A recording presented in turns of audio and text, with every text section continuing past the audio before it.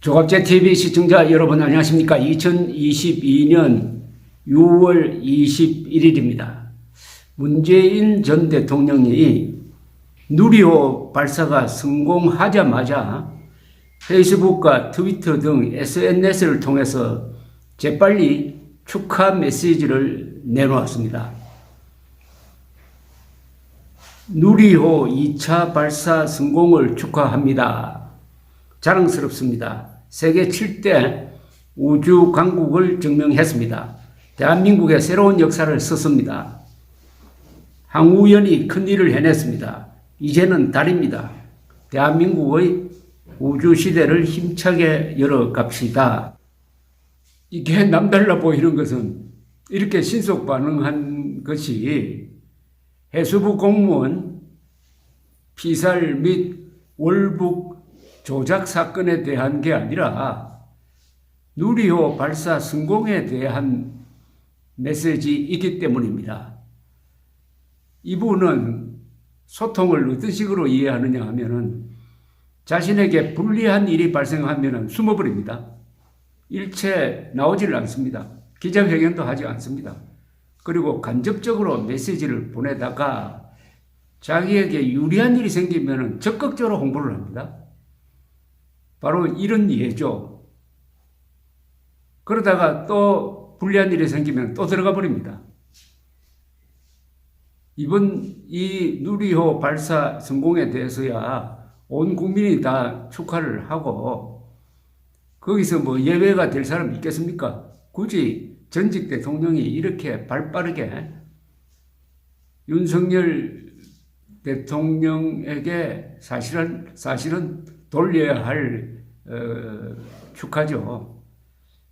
그런데 전임 대통령 시절에 누리호 발사하려다가 실패했습니다.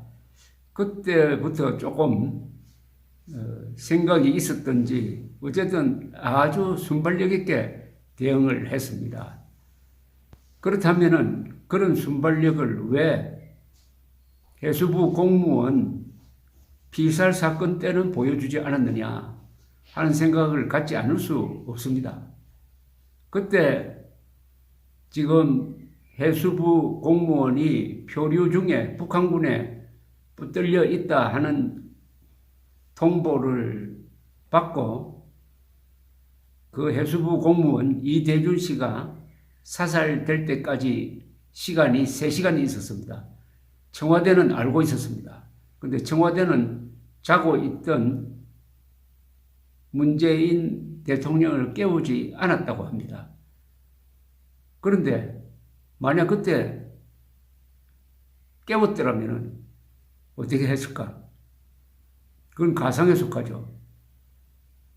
김정은과 직통전화기를 들고 김정은에게 사정을 설명을 하고 죽이지 말고 구조해달라고 요청을 했을지 아니면은 전화기를 들지 않았을지 그건 뭐 가상이니까 상상의 영역에 속하지만은 결과적으로는 남북 정상 직통 전화가 가동되지 않았습니다. 그 사이에 피살되고 말았습니다.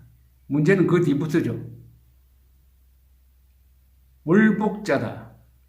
월북자가 표류하다가 잡혀서 죽었으니까 그거 별것 아니다 하는 어떤 상황을 만들어내기 위해서 해경을 독촉을 해가지고 확실한 증거가 없는데도 월북했다는 발표를 하도록 만들었습니다.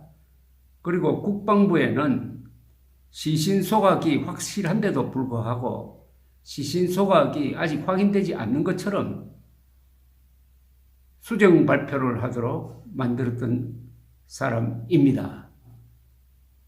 국민의힘의 권성동 원내대표는 문재인 전 대통령을 조사해야 된다. 문재인 전 대통령이 입장을 밝혀야 된다 하는 요구를 계속하고 있습니다.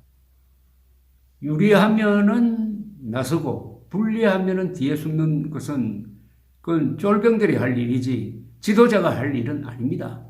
그러나 그는 그런 식으로 지난 5년 동안 뛰어왔습니다.